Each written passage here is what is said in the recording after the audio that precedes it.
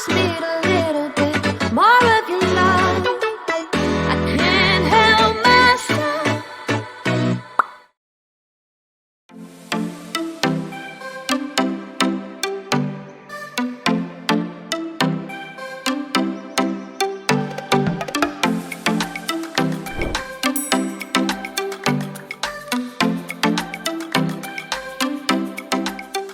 Our company realized many years ago that the industrial and warehouse business was an area to focus on. I think we were a little bit ahead of our time, and now it is one of the most attractive industries in real estate for institutional investors to invest in, for buyers of real estate, because the fundamentals are so good. And where I think we're a little bit ahead of our time in acquiring land and land sites.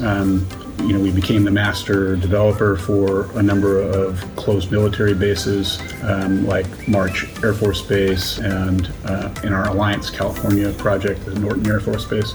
So we banked a lot of land and were the beneficiaries of that. We also, I think because we are so good at industrial development, have a very loyal and large client or customer base, and we serve our customers and our clients very well.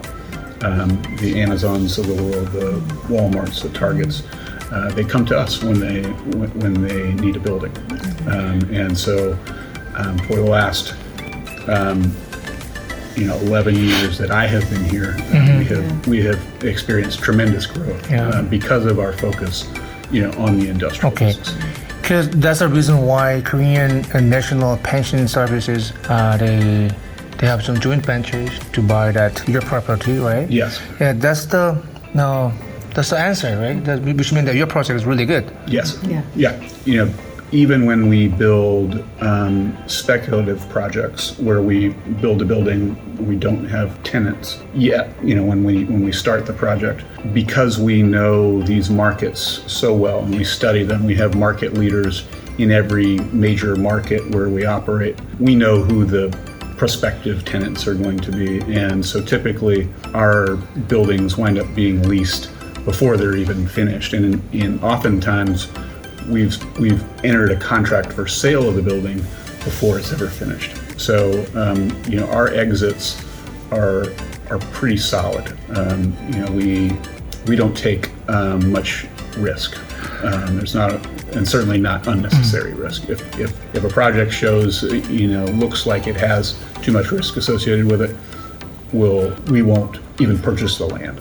So before Tom was stopped by here, President Tom, he told me that he has a lot of work with the Korean National Pension Services. That's why he went to Korea for that deal. Yes, our CEO Todd Platt mentioned that he traveled to Korea the last time he went to work with the Korean National Pension Services on I believe it was a sale of a portfolio of our industrial properties.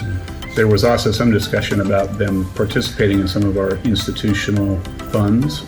So we have a number of fund vehicles that sovereign wealth funds invest in to participate in as investors in a lot of our projects.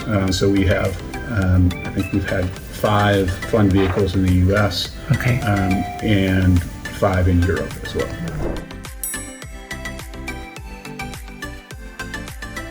Typically, they could get products to consumers because consumers would choose where they buy their goods based on how quickly they could get them.